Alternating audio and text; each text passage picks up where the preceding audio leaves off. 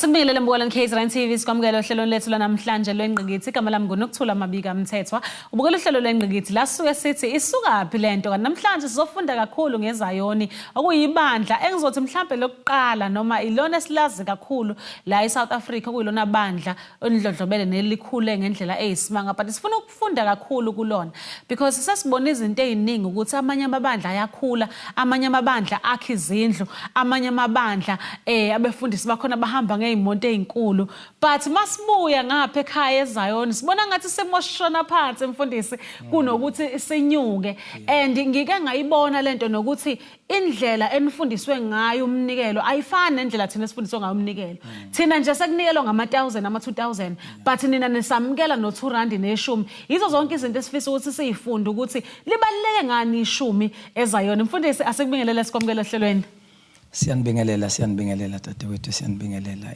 ngingubaba uDlamini endaweni yaseSikhawini eMadukweni. All right. Ngaphansi kwebandla lendumiso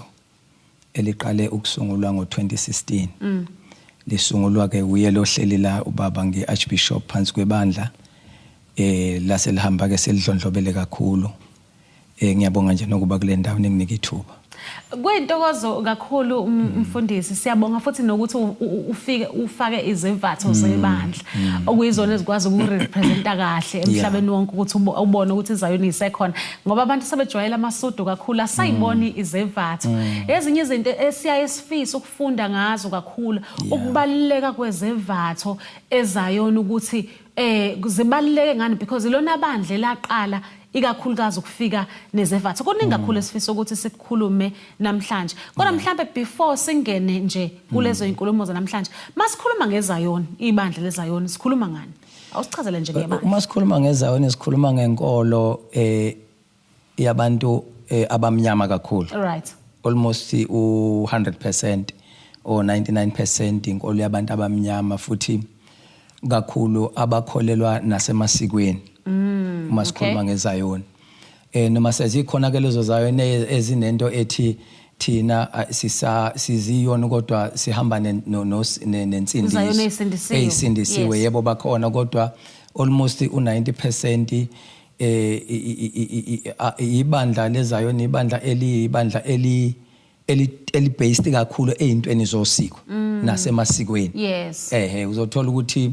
mhlambe kwamanye amabandla uma kusuke kungena inkonzo akukhanyiswa ngisho ikhandlela thina sikhanyisa ikhandlela elisuke likhomba ukuthi njengamanje sesingena kunezinto esizenzayo ezisuke ikhomba ukuthi ziwusiko lethu thina Zayoni njengebandla leZayoni so iZayoni njengala ngikhonzisa khona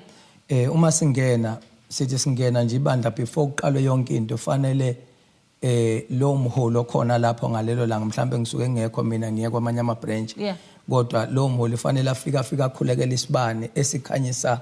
isithunywa sakuleli bandla esisuke leso sithunywa kuyisona esihambe sawusicela kuNkulunkulu ukuthi asizobheka leli bandla lapho asikhulumi ngento ethi sikhuluma ngamadlozi phakathi enkonzweni kodwa sisuke sizokhuluma ngesithunywa noma ngengilozi yaleli bandla ukuthi ke nansi ingilozi esiyesiphume sambe sifike sikhulekele entabeni inkosi sizocela ingilozi ezophatha leli bandla lingaphathwa yenye into so that uma sesikhanyisa lesi sibane bese lesi sibane sikwazi ukudonsa lengilozi noma lesi sithunywa uNkulunkulu asuke sinike sona bese sesibika negama lalelo bandla so kuba nalolo siko but ke abanye bagcina bebe nawo lento ukuthi bagcine sebeyithatha lento sebeyifaka edlozini kakhulu kanti zimbili izinto zahlukene la ufike kube nalesi sithunywa okuyisithunywa sokukhuleka sikaNkulunkulu ohamba uyosidinga usicele kuNkulunkulu akunike sona ukuthi kube yisona esikubhekileyo bese kuba khona izinto zasekhaya eyithinta manje umsamo kuwusiko siyahlukanisa manje ukuthi sisenkonzweni la sisekhaya la yingakho ke sinento esithi la isikonzo engikhonzisa khona endumisweni uma sizela inkonzweni size enkonzweni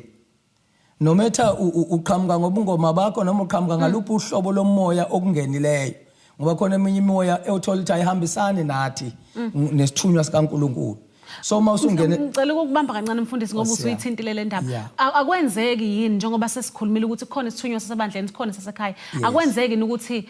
kutholakala sekuphakama isithunywa sasedlozini khona la ebandleni. kuyenzeka kodwa uma uphakanywa idlozi eli right once langena la liyathoba. Oh okay. Lifike lithobe ngoba kusendaweni yokukhuleka. Kodwa uma umuntu enedlozi elidlobongelayo noma enomoya uvusile uzofika la mawuzwa umkhuleko bese uvuka sengathi uvuka uedlozini kanti uvuswa ukushisa umkhuleko wenziwayo. So kuba kanjalo manje ke ingakho ngeke ngithi ngisho kubazalwane mangikhuluma ngithi asingayihlanganisi lezi zinto. Siyazi ukuthi umuntu unesiko lakhe ekhaya unokwakhe akwenze ekhaya kodwa masifika la sisuke sizonxusa sinxusa kuNkulunkulu sinxusela nalaba abahambayo abangabantu abadala sebahamba ukuthi nabahamba bese inkingeni uNkulunkulu abakhulule khona sizokhulekela nabo asizile ukuzokhuleka kubo kodwa sizobanxusela ukuthi nabe beboshiwe naba behambe benemoya engekho right uNkulunkulu sibakhulekela ukuthi ake kungena umoya oyingcwele kubona ingakho uma bengena abantu ebandleni uthola ukuthi umuntu ugcina ebona izinto zakhe eziqaqeka. Yes. Sekukhona umehluko engubona ungene kuleli bandla. Hawuyazi ngihlale ngihamba kunomehluko yini ngoba uzothola ukuthi umuya lapha edlozini kunento ethi lapha edlozini lasekhaya isekho into elungayo. Yes. Ayikho nje into elungayo usabathi uyashisa impepho yezangomeni bakuthwasisa benza yonke into usukwenza kokakwenzeki. Kodwa mawusungenela bese sifike thina sesicela le yangilozo uNkulunkulu asinike yona. Ukuthi nangu mntwana usengene phansi kwalesi sisekelo ke manje esinguwe Nkosi sicela ukuthi ke ekephathwe nguwe ngoba kuneyinkinga eziningi ezilapha ngike ngizwe leyo nto leyo Bishop umuntu ekhala ngokuthi ayisekho into engingayenzile. Bathi sivalwe ngomuthi alisekho uhlobo lomuthi engingasalisebenzisile bese ethi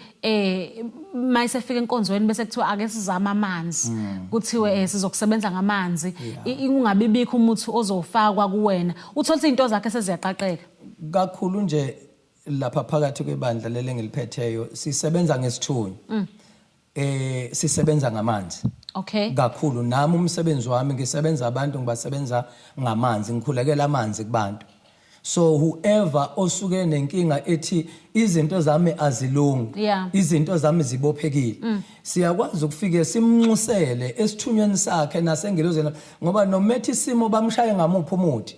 kodwa uma usushiya indaba yemithi usubusa uzothi emkhulekweni ke manje Nkosi nangumntwana wakho sibusisa amanzi simkhulekele ngawo bese umoya ongcwele uyasho ukuthi ufuna simenzele ini lo mntwana ukuze into yakhe ikwazi ukuhlambuluka izinto zakhe ikwazi ukuqaqeka. Wathinta indaba yenhlambuluko ke Bishop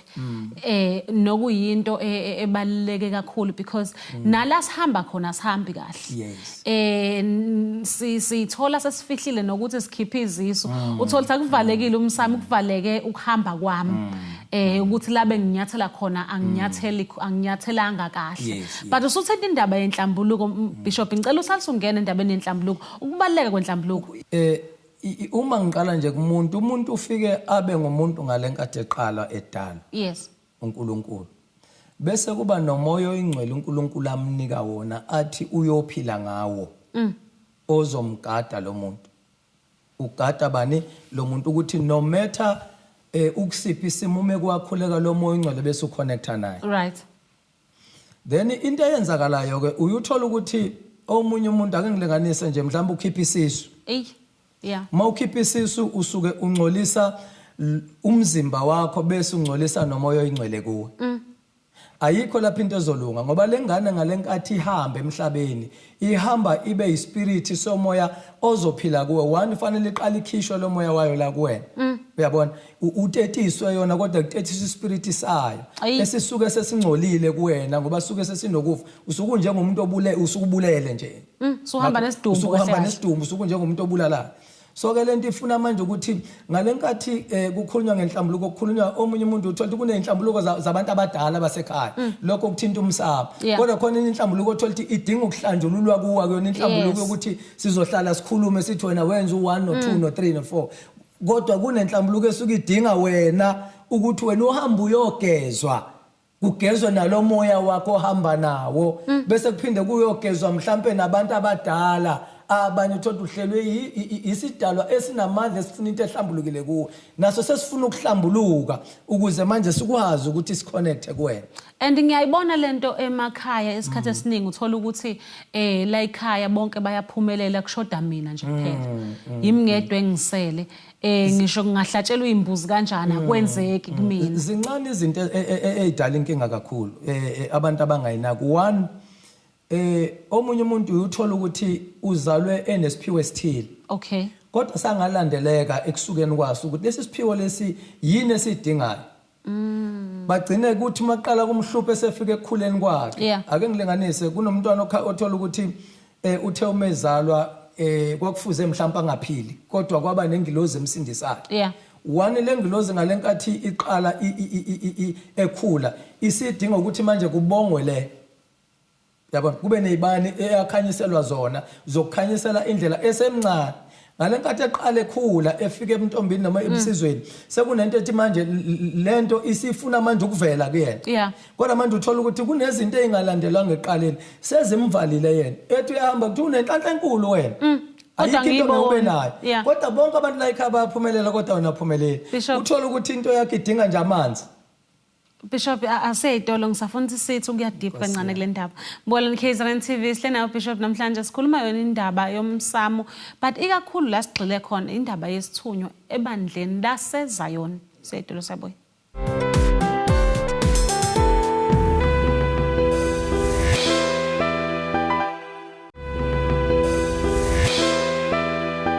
Asipena sikwamela mbona KZN TV sabukuluhlelo lenqingithi sihle nawo Bishop namhlanje ukuyena sikhuluma naye sikhuluma indaba yaseZion. Bishop besakhuluma le ndaba yenhlambuluko ekuyiyona besayithinta before seyitolo mhlawumbe isiqhubeka. Inhlambuluko ijulile kakhulu inezigaba ezithile ezahlukene. Khona enye uyithola ukuthi kunabantu abadala ethinta umsamo. Othola umsamo omkhulu othile wayehambe nenkinga nomkhulu othile bagcina babulalana othola ukuthi igcina isizoba nomthelela manje esizukulwaneni esiphilayo. Bese kuzoba nenhlambuluko ethinta wena umuntu wena ngokona kwakho. Esuke ithinta ukuthi wena mhlambe uhambe walala nabantu besilisa mhlawumbe wadayisa umzimba ngiyalinganisa. Wadayisa umzimba wayingcolisa. Wayingcolisa wena. Uhambe wakhipha ingane wayingcolisa. Ubulela umuntu. Ube umuntu ohamba uyongena eindaweni ezingazwani nesithunywa sakho wahaqwa imimoya yagcina into yakhe ingasahlambulukile. So ke zonke lezi zinto ziyayibamba impilo. For example nje leyo kukhipha isisu ijulile kakhulu because uma ukhipha isisu lo mntwana omkhiphayo uyakhula njobe suke ekhula kuphi ekuphileni komuntu. Uma ekhula lo mntwana ukhula naye bese efika kwenye inkathi uthola ukuthi uzohlala uzovala izinto zakho ayiqede zonke ziphele. Uhamba abantu bekwenze bekugeze bekulahle bakugcabe bakunike kodwa uthola ukuthi akwenzeki lutho yini ukuthi lo mntwana uphika ngokuthi wena uyoze mina ubuye uzoxolisa ungihlambulule ungigeze unginike umoya wamhlale ngokuthula. So ngale nkathi umoya kungahleli ngokuthula nawe ngokunjalo nawe uthola ukuthula awuthola ukuthula kuphela yonke into yakhe iyaphela nje. Okunye uthola ukuthi into ebhlungu sometimes i-miscarriage yenzeka ungazona kwenzeka i-miscarriage kodwa uthola ukuthi lo moya uyahlala kuwena usuyaphila kuwena. Omunye ethi uma ekhula avela kukhule bese ngene einganeni zakwabo. That is why you end up uthola ukuthi lengane kade ngizali umfana kodwa isingenwa ubutabane engakunderstand because kunengane mhlawumbe ya miscarriage eyayingentombazana ukuze ikwazi ukuthola ukuphila fanele ihlale kulo kumfowabo bese phenduka manje seba nalomo ukuthi ingathi ngaba umuntu sengizizwa ngiyintombazana. So leyo nto iyavala and ihamba lento ize iyoshaya ngisho ubaba wayo ingane ngoba baba bayibethayo ngoba isisu kuyenzeka mhlawumbe nivumelane neze couple sikakabi namali ikhiphe lengane then iyakushaya kuwena baba wengane because nishonelwe nobabili nisethunzini ngoba the time eyikhipha lengane le usenethunzi lokuthi ubulele ebulele njalo useyohlangana nobaba wengane ubaba wengane usethatha leli thunzi thola ukuthi omunye umuntu uqalile emsebenzini kade eqashiwe esebenza kahle anede ngathandana nawe isimo sakhe sivele sibheda nga-understand nganede ngahlangana nalo sisimo sami sabheda kwenze njani kanti yithunzi elifika nalo muntu lokuthi akakutshele na wakhipha ingane mhlawumbe useyikhiphile eziningi uhamba nazo eziningi ziyamembatha so uma sefika kufika nalamathunzi ngalenkathi wahaqala amathunzi ingilozi yakho nesiyaqala manje siyaqhela ngoba usungcolile seyiqala izinto ke manje sezenza njani seziyabheda one by one imoto isifile imoto isishayisile sekwenze ku1 no 2 so leyo nto idinga ukuthi kube nomuntu ozoya kuyena sometimes okunye akudinga uyozuye kubantu beyinyanga igezwe kodwa igezwa leyo nto ngesiwasho ngamanzi azofika ahlambulule lento lo mntwana ufuna ukuthi uma isekade umkhiphile funa ube nento eyenziwayo ebalusiko ethi uyomgeza umqambe igama umgqokise bese uthola into ozohamba ngayo uyomcelela indawo uphinde uyoxolisa kwabadala hayi mfundisi uthi ngeke kwenzeke ngoba phela bazothina ekhaya shuthi nje ngohlala nginje ileyo nto ke ngithi impilo isuke imila phela ingane iyakiyeka nje wenze lento yenzayo kodwa iphike ngokuthi wena ngisho ungafunda uzofike ube nokudokotela ube nayo yonke into kodwa bisiphike ukuthi khona ngeke uzukuthola kwenye inkathi enye vele ihlala bavala abanye abantwana into ngeke hlale umuntu njalo ube nama miscarriage njalo ube nama miscarriage kanti fanele uqale kuyokhishwa lowa moya lowa ukhululwe ugqokiswe uqanjwe igama ngoba fanele mawufika ngalo kwabalelele ube negama obizwa ngalo and ubugqokisiwe futhi mfundisi sengifuna ukuthi sedlule manje kule ndaba le yokuhlambulula umuntu because usoyikhulume kakhulu wakumention futhi ukuthi kubalekile ukuthi umuntu akayihlambulule yena because kwesinye isikhathi ukuyenzeka wone kanti awubonanga ukuthi umoya wakho usungcolisile kwesinye isikhathi kunezinto ezisicasulayo awuboni ukuthi umoya wakho usungcolisile ngibona ngathi le nhlambuluko ofundisa ngayo fanele yenziwe njalo ukuze ungagcina usustakhiswa izinto engabe seyidlulile ngafishane nje uma umuntu ufuna at least kathathu ngonyaka ugeza imimoya yakho ugeza umzimba wakho ungawugeza ngensipho le normal kodwa kunento efuna ukugezwa spiritually kuwe ngoba ngisho sihambe etown even uhlangana nomuntu uthola uhaqwa umuntu lo muntu umbethwa umoya omubi usuyawuthatha so at least noma kathathu zikhona ke izinto ezithi ngeke uzuye ngisho enyangeni edinga uyithenge nje lapha ezitolo wena uyihlanganisa uhambe uyohlambuluka ngalena ukuthi uyozuye kubantu and manje mfundisi akusaphumeki kule topic manje mfundisi sesinani nenkinga yabantu esihlangana nabo uthola ukuthi sengihlangana nomuntu othwele onezilwane vele useqhamuka uzongithelela ngalomoya wezilwane kanti mhlambe mina bengiyifunela imadlana ngenxa yokuhlupheka but manje sengihlupheka kakhulu ngenxa ukuthi sengihlangane nalabantu laba abagangayo abaphatha nezilwane ikhona leyo kakhulu and abantu abaningi balimalile and abantu abaningi uma sebeke bangena kuleso simo abalokhuza ababe besaphuma omunye umuntu abone nje just a nice guy ahlangana nayo abe impressed ngendlela eyipresenta ngayo kuyena agcine ethandene nalowo muntu uthola ukuthi uzoshiya umuntu wakhe obekade right yabona ngoba ubona lo guy inayo yonke into kanti lo muntu unomoya uvusile ophila kuye omoya mhlawumbe oyinyoka omoya wesithwalo omoya and lezi zinto ziyamuza umuntu osuke nenhlanhla uthola ukuthi uzalwe nenhlanhla wena ziyamtshela ukuthi lo sisi unenhlanhla lo umsondeze eduze kwethu futhi lezi zinto uma sezimtshele ziyamtshela ukuthi thina sizogijima sifike sikhulume naye kuqala uyothi ufika wena ngisho ningahlangana emall niqhuba ingqola emaphassenger ziyamtshela lezi zinto zakuthi le ntombazanini inenhlanhla enkulu kabukabi hamba kuyona futhi uyothi efika kuwena ufike ngempela sezigobile lezi zinono zakhona kodwa uma umuntu ohlala nomkhuleko onengilozi yomkhuleko iyakutshela ingilozi ukuthi njengamanje iyakuvikela thola ukuthi kuleyo ndawo ebona ukuthi kuzoba nelesimo ikuvikele because nayo isebenza ingilozi iwumoya iyakwazi ukubamba le moya bise responda ukuthi pasobhala lo muntu noma engayipresenta kanjani kodwa kontero uyena mhlawumbe kwenye inkathi vele ikuvezele ebusuku ukuthi buka kwenzakalayo mfundisi ngeke aseyishiye phela kahle kahle sizofunda ngezayo namhlanje but ngifuna ukuthi sibuyele ebandleni manje lezayoni kunezinto eziningi esike sinothise uyazi ukuthi isikhathi esiningi makukhulunywa ngiyazi ukuthi ongihlukanisela mfundisi wangitshela ukuthi khona kwasedlozini khona kwasebandleni but isikhathi esiningi masikhuluma ngezayoni nje ikakhulu thina abantu abasindisiwe siyayisibona one abantu abaphatha umuthi ngokuvulelekile ngokusemthethweni 2 nalabe sibona ngathi bayathakatha sibona ngathi baphakathe ezayoni because umuthi nuphatha ngokuvulelekile nangokwamukelekile phela ubuthakathi angikhulumi ngalobu mina bokuthi uhambe ebusuku ngikhuluma nje ngakho nje ukudlisa amadoda isikhathi esiningi makuthiwa uyofuna umuthi wokudlisa amadoda uyayifica umama emvathe izevatho zaseZayoni ezokunikeza umuthi wokudlisa indoda yakho uphinde uhambe uye kumama waseZayoni eyokunikeza umuthi wokuchitha umuzi womunye umuntu ingakho ngikhuluma indaba yobuthakathi ngincikanisa neZayoni ngenxa yokuthi lezi zinto eziyimkhuba esiyenzayo siyayisithole komama nobaba abasuke bevathe izinto zaseZayoni but mfundisi awuyetshise siyitolo sizobuya nayo mbona KZN TV siyitolo siyabuya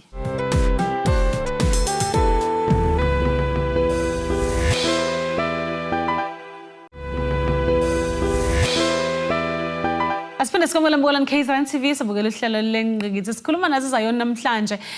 kungenzeka ukuthi eminye imibuzo sokusaba ukuyibuza well thina la kwingqikithi ke siyayibuza ngenxa ukuthi siyayibona izinto zenzeka and siyafisa ukwazi ukuthi ibandla laseZayoni liyazazi lezi zinto lezi mfundisi dadewethu ilento yokuthakatha ijulile ijulile cause ekujuleni kwayo ukuthakatha akukho eZayoni kuphela right akukho eZayoni kuphela ukuthi kuphela into eyenzakalayo iZayoni azikufihli azikufihli kodwa uma ungena deep ekukholweni bancane ozobathola ukuthi basadumisa uNkulunkulu even kwabona abaholi laba abasosindisweni uthola ukuthi baba nomoya abawuvusayo right ukuthi awuzoba uNkulunkulu wakuleli bandla ukuthi kubenefit bani yena nakhona eyoni kukhona ukuganga ngenguphike kuningi ngendlela esimangaliso kuningi ngendlela esimangaliso sikubonile mina ngikubonile yiguqo sihamba iguqo ubona ukuthi and le mimoya abayivusayo bayivusa le mimoya ngendlela ukuthi ikutshele ngisho indaba ikutshele ngisho igama ukuthi wena ungubani wakabani wathakatha obani ngonyaka othile kwenze ku1 no 2 no 3 kanti akuwona umoya oyingcwele uzoyinothisa uma kukhulekwa lo moya ufuna ukwehla kodwa umuntu onengilozi yokukhuleka kuthi uma seqala kuthiwa Nkosi sihlangene bese iyathoba isithunywa yasitshela ukuthi sekuyathandazwa manje bese siyathoba kodwa umuntu osuke nomoya uvusile ayifuni lento bisuke ifuna ukukhuluma futhi ngabatshela bonke abantu la eholi batshele bonke abantu la eholi ekugcineni kodwa ingabatshela isolution right tshela ukuthi wena unethunza lemnyama wathakathobani isolution ithini awunayo ukushiya lo muntu ucrackile that is why abantu uthola bagcina ba waste imali kubantu abaningi bethi baya elokhuzeni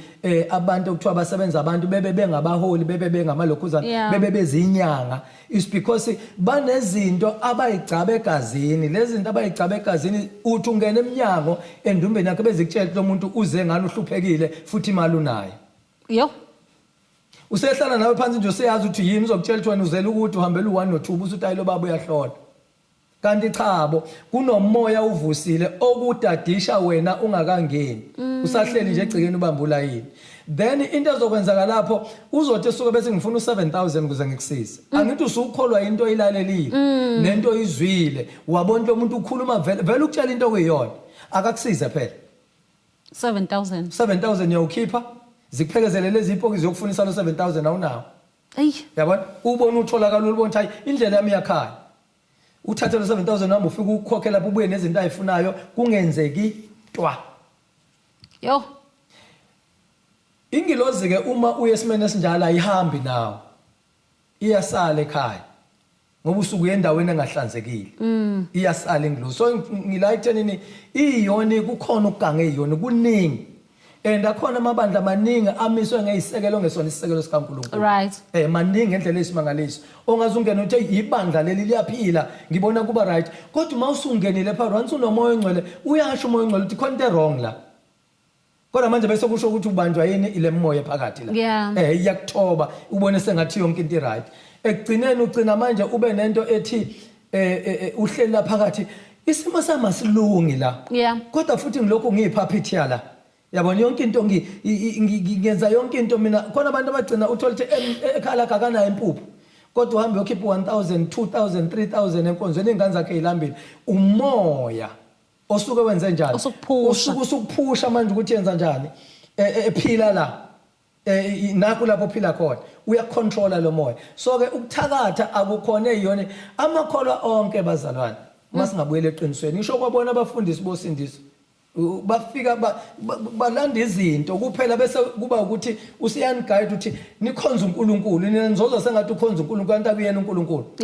usenoNkulunkulu wakhe ambizayo fanele kube nosika fika lenze la esontweni and you'll notice ukuthi umuntu wakhona akangeni ngesikhathi kusakhuleka kuwoshipa kwenziwayo uqhamuke sefike bekizwe ngoba into yakhe ayizwana nomkhuleko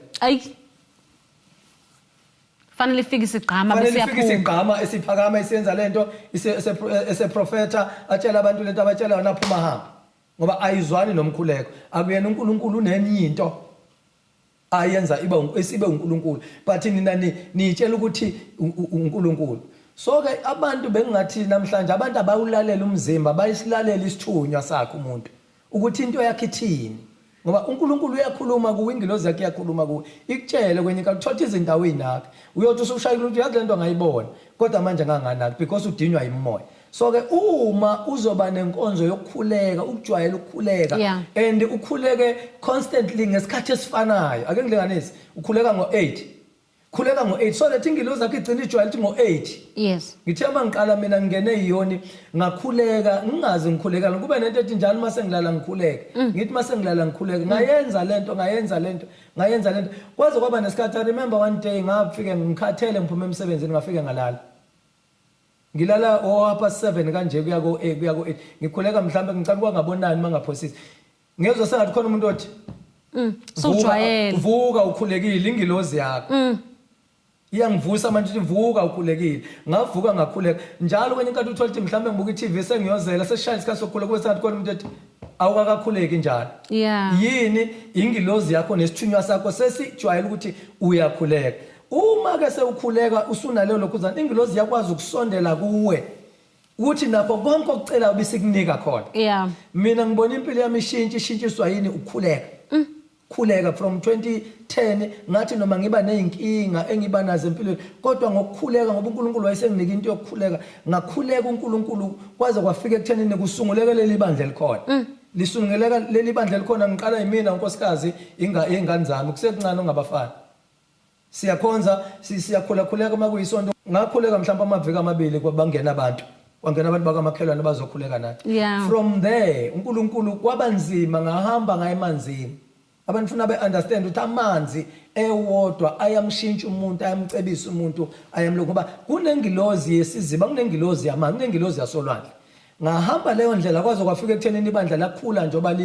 lingaka njengamanje selinama branch yini isithunywa ebengilokhu ngihamba nazo ayibanga lula ke le ndlela ukuthi kugcine kwakhekelela ibandla lendumiso ayibanga lula indlela kube nezinto ezenzakalayo ezinye ebengithi noma ngithi ngiyazenza bebone sengathi abantu ayikho lento. I remember one day kwakunento ethi ihlathi lela la esakhe khona indawo bebusenamahlathi ingakabi namizi kuthiwa amahlathi lawa ayikho le yanto kodwa uNkulunkulu wayishintsha lento ngomkhuleko ibandla lihamba amanzi unyaka nonyaka senza show kuba nenkonzo yamanzi phakathi nonyaka kuba nenkonzo yokuvala futhi yamanzi ibandla libe isisekelo sakhona ukukhuleka namanzi silinde sikhuleke okwasekhaya sikushiye ekhaya. Mfundisi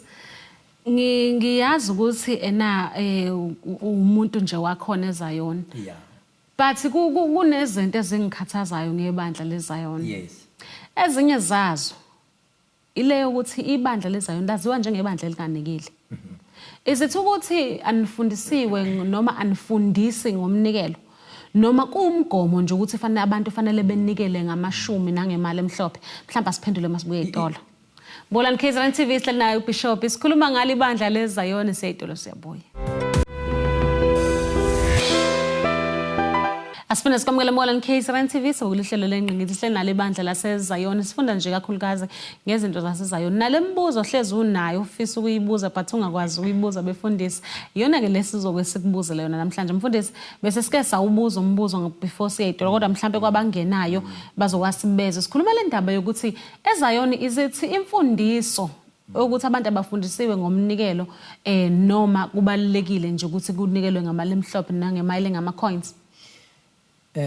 Iyasilimaza le yaseZayoni bekuyinto ethi ibandla laseZayoni liyibandla labantu abahluphekayo. Yes. nabantu abangafundile. Kuvela kanjalo. So siubuholi baseZayoni sizama ukuyilungisa le. Silungisa ngendlela ukuthi abantu bafundiseke ngalento yokunikela. Ukufundiseka ukunikela bebazothi abantu fanele bekhonze nje uma ineshuma hamba cele aphuma ihambela. Yes. Uma sekufanele kunikele kube sengathi abantu uyabahlupha. Why isikhokhiswa imali engaka la ebandleni njani. Yini sisuke sabuka kakhulu ezinye izinto sangafocus ekutheni abantu ekugcineni fanele benikele. uNkulunkulu uyasho eBhayibheli ukuthi fanele abantu benze njani banikele naye uthi umebuka umhlaba ubhubha uthi hey ake ngihambise indodana yami nginikele ngayo iyodwa izele yodwa akanakho kunye kodwa uthi ngifuna ukunikela ngendodana yami izelwe iyodwa so ke sibe nalento ethi abantu esikhonza nabo noma abazalwane bethu abaningi abafundile abaningi bakhona baphuma emndenini ehlupheka ngendlela esimangalile and umuntu umebona ukuthi ngisho ngathanda ukuyosindisweni omunye ufika avale ukuthi akanayo imali lapha na kucompetwa ngemali so siyazama ukuyishintsha le ukuthi enake sizame ukucela ngike ngaba nayo into ethi ngizama ukucela abafundisi base endaweni zosindiswa bazofundisa ngalento ukuthi ibandla ukuze libe nendlu kudinga umnikelo singakhonzela ko round lihambe liye mhlambe kwenye branch kunenkonzo fanele kudinga ukuthi kube nani kube nomnikelo ephumayo abantu futhi bakunderstand ukuthi fanele umuntu iviki neviki fanele umuntu kube khona umnikelo so ngisola thina buholi baseZayoni kakhulu ukuthi asifundisanga lento kanti kwathina futhi asikakafundise kahle ngayo ngoba khona ngisho kwabona abaholi mina nje ngiyabona abanye uthola ukuthi umholi kuyanikela into ebalekile akhipha 10 rand so uyambona kwayena hayi ngoba imali engekho ayicinge kuwallet so imfundiso manje idinga ukuthi thina buholi baseZayoni sibuye lento sifundise emabandleni ethu ngoba ayikho right ingakho uzothola amabandla amaningi akhonzela ko round emzini yabantu amabandla amaningi akhonzela emagogogweni aseZayoni uma ubona indlela enhle yesonto uyazi ukuthi seku iFaith Mission iPentecost noma amaLuthela noma yini thina Zayoni sinazo izindlu yini yingoba umuntu ugcina lento ibe stereotype ukuthi uma ngiyonikela ufuna ngiphathishe umloko onikela because angazi ukuthi kuqhamukapi but kunale mfundiso ethi ishumi noma imali emhlophe ivula izinhlahla into enjalo leyo ke ihamba ithinta isithunywa ihamba ithinta isithunywa ngithi nje lapha enkonzweni kufike kube nesikhathi esithi kunemali abantu afanele bayiphathe on a church service ngosuku bese kuba nomuntu esethi ke manje ngiyocela esithunyweni yilapho ke sekufanele afika acele khona ngani ngemali emhlophe so lokho kwesithunywa kuhlukene nje ne-offering umnikelo nje lo ojwayelekile ngoba lapha yena kwi-offering usuku offerisha ukuthi izinto zenzeke la esontweni kwenzeke yonke into efuna ukwenzeka la esontweni mhlawumbe kwenye inkathi suke simemezela ukuthi sicela imali engaka ilunga nelunga kodwa kukhona lento eyithi yazi ngizocela umsebenzi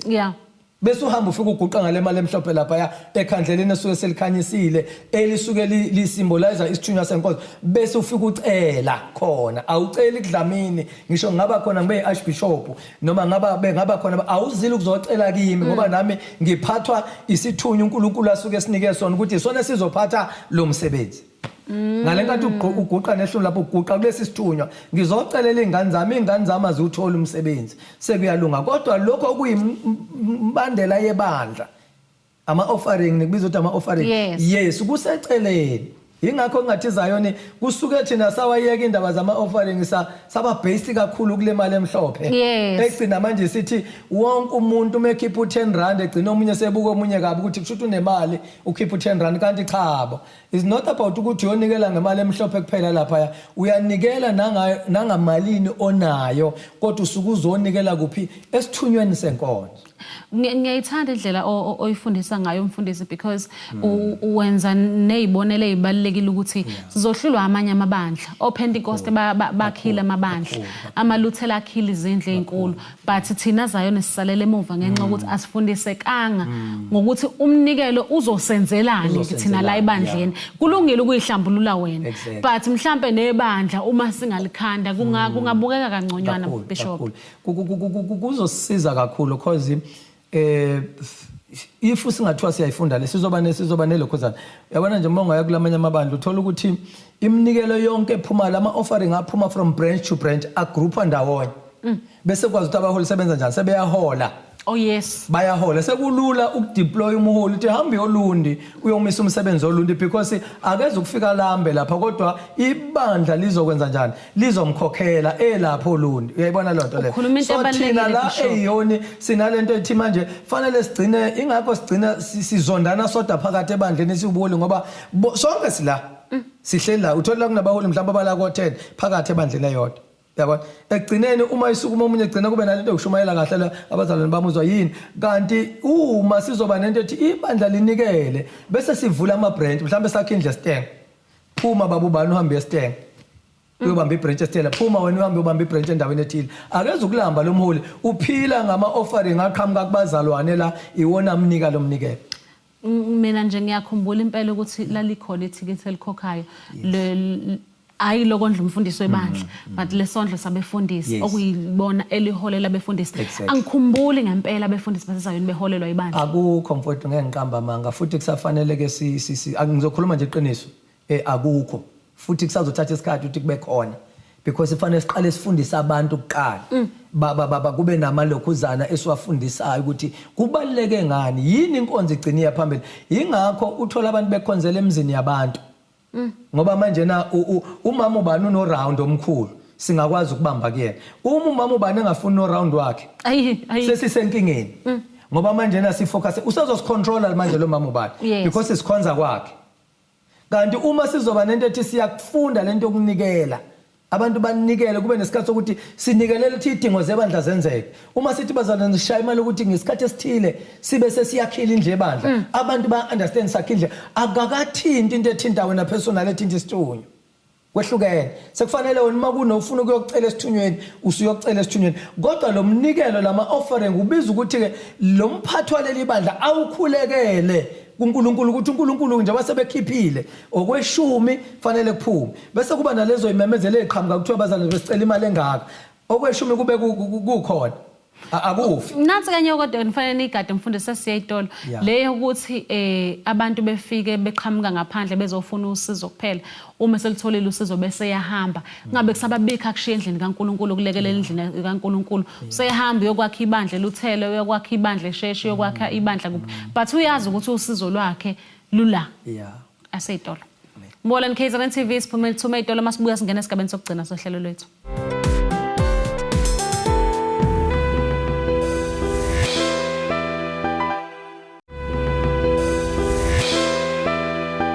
Asiphinde sikwamukele Mbolani KZN TV njengamanje singena esigabeni sokugcina sohlelo lwethu kufanele sidedele umfundisi ukuthi akwazi ukukhuleka beyoqhubeka nenkonzo umfundisi amazwi akho okugcina sesiyahamba.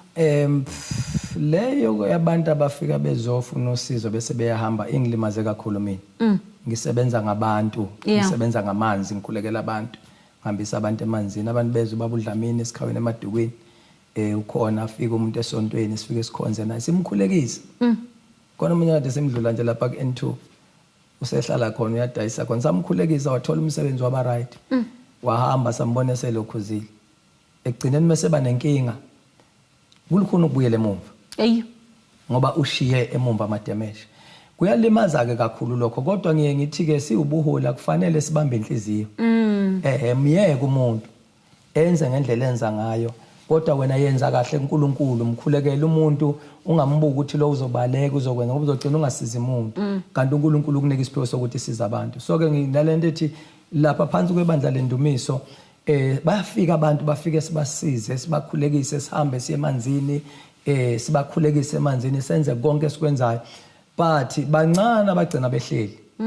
Uzohlangana na umuntu usohlangana naye emall kwenye inkathi ubone mina ngiyengibone sekufika abantu ekhaya ithi ngayalelo ubani uthi wahamba umhambisa emanzini wagcina ese right uyabona akasamazi angisamazi ubani nalo ubona abantu balokhu bembondelana ekhaya hawu mina ngiyalelo ubani mina ngisuka kuphi ngiyalelo ubani yini is because uma seshayikile lo muntu lapha akakwazi ukubuya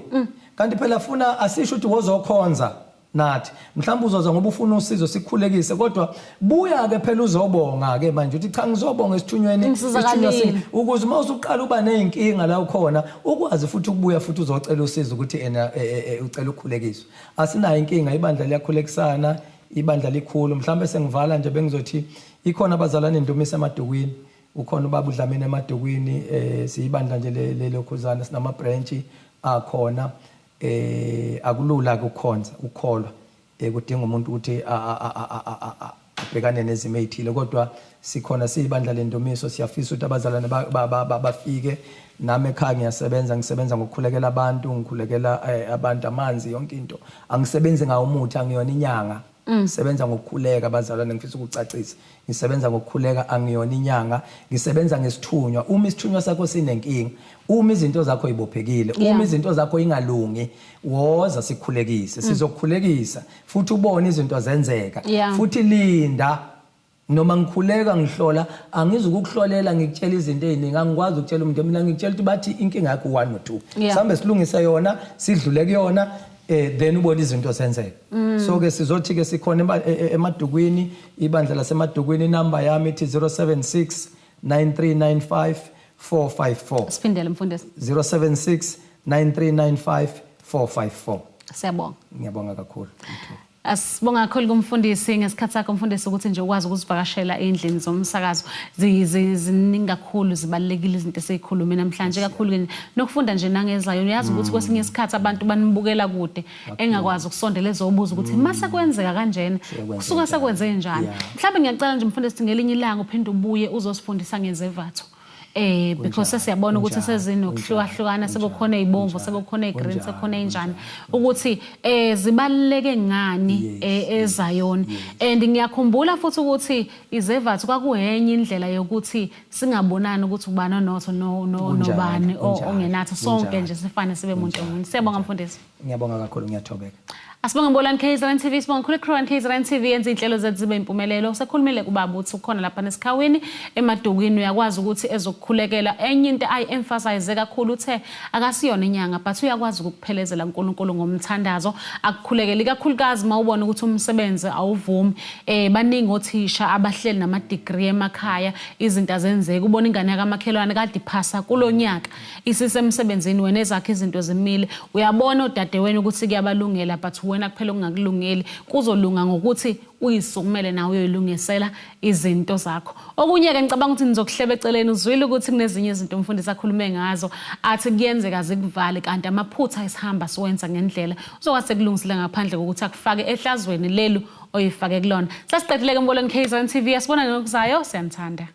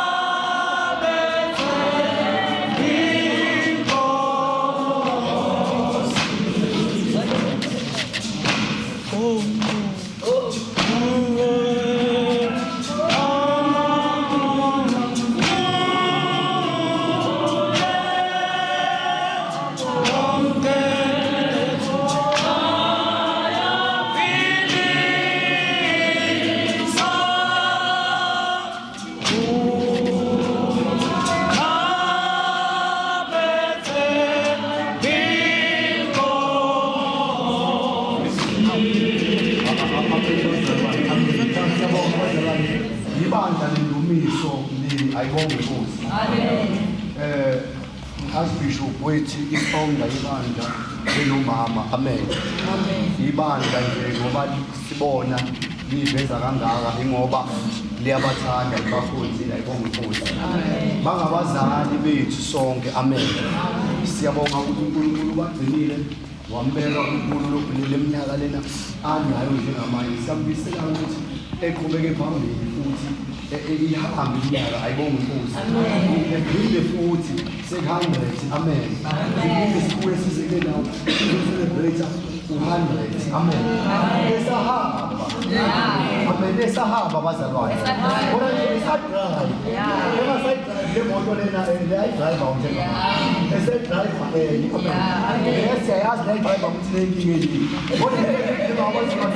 imali amen, imali amen. Ayibonge inkosi imali bazalwane. Siyabonga bengisacela nje insizwa noma obaba ababili ibandla selisebenzile kone khona imali ekhona manje lesimemezelo kade bazalwane lona ungelile bengifakela lapho nenkonzo yakhona yamenyezelwa sayihlelela sabhajethela ukunikelela amen. Kodwa bengisacela insizwa ngizojekela ngale kube kusho ingoma amakhamera azobheka ngale mayibheka ngale amakhamera bese beyeza naleyo nto leyabeza nayo angiyazi ukuthi yini kodwa khona into abazuza nayo ilandeni bafowethu nilande la ibekwe khona nibeke phansi ikhali ngoba ngeke nilikule imali bethi ikhali nigumula amajazi amen. Nilande ulida wami uzobenza njani ngifuna amayisikhamuka amakhamera ethi check nalaba abantwana labana abangale bethi nje kancane ake nithi bazalwane ake nithi umnikelo wabazalwane konke isandla sabazalwane bedumiso lesi sibona sikunje nje sisakhe ngezandla abazalwane sithathe nje ubumba sabumba lesi sipho sakhanda uJehova bekunoJesu yaphakathi bazalwane unoJesu simvalela sekhandela uJesu wethu simstop esibaziweyo ukuthi sisipho kodwa sisho ukuthi asikhoze qhubeka konke uNkulunkulu wakhe. Bazalwane-ke ngizobonga nje imisebenzi yabazalwane abayenzile. Ngibonga nekomiti-ke elikhona elikade lihlela liphansi phezulu ngibala lapho nayo baba umengameli kade liphansi phezulu kuyolanda lesi sipho ukuze nomnikelo yabazalwane nale ndlela ade iqoqwa ngayo ukuze sithole lesi sipho. Ngibonga kakhulu bazalwane ngaphezi lokho enikwenzile kwadlamini nikwenze la ngelinye ilanga njengoba sisho sithi sifuna 100 years kuzoba ngaphezu kwalokho ngeke azavele-ke nje kwelokhu edumuza ngapha nangapha. Ngiyayibongela-ke lensizwa abazalwane engiyelamayo nami ngizohlanganisa manje 50 nayelama-ke lensizwa ngizosondelene nayo kakhulu nje nami ngizakuwo lo 50 lo ngithi uNkulunkulu nje-ke makamuphe inhlanhla nisibusiso konke akufisayo nawe meneja ekhaya ngithi khula gogo khula nje uze udle nezabazukulu. Bazalwane-ke sizobonga lesi sipho khulu asinakho besinakho kodwa yilokho esikuthe masihlanganisa wonke umuntu ushaya ephaketheni ukuze sithole lesi sipho sithi kehla khula kakhulu ungagqokobi kodwa nje ume emsebenzini wakho nathi sizokuhlonipha mkhulu ungasonile sibaba uswazi siyakudedela. Siyabonga kakhulu. Siyabonga bazalwane njengoba isikhathi lomuntu bazalwane omama bebele bangena lesipho lesi nithi ukugigiza ngoba lesipho lesi siqhamuka kuzo zonke indawo ephekayo esithawini nabasebenzayo singabazi kodwa baphusile lesipho njengoba uzwile nawo so abakhona abagulayo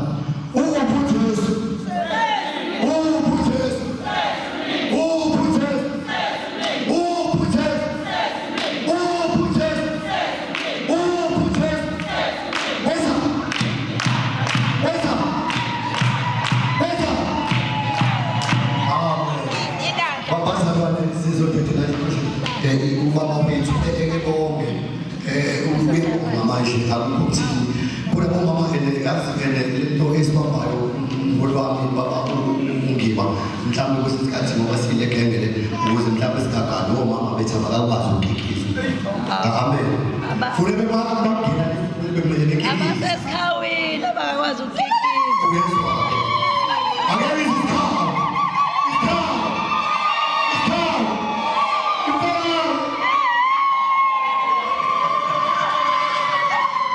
Amen. Siyabonga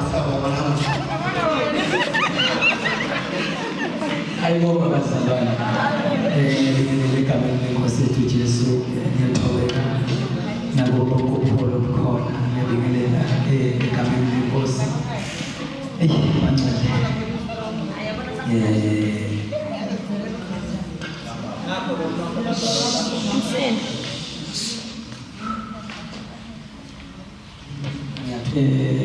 Ngiyabonga kakhulu usekhona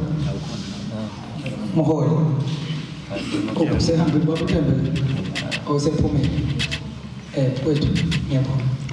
uNkulunkulu abe nawe baba ngibonga nje ukuthi uqhamukile ngibonga lokho mfowethu asiyeke ukuba isikhathi nami kodwa ngibonga ukuthi uqhamukile bese ngiphinde ngizobonga abangcwele ubaba uNgiba baba uNgiba ngiyabonga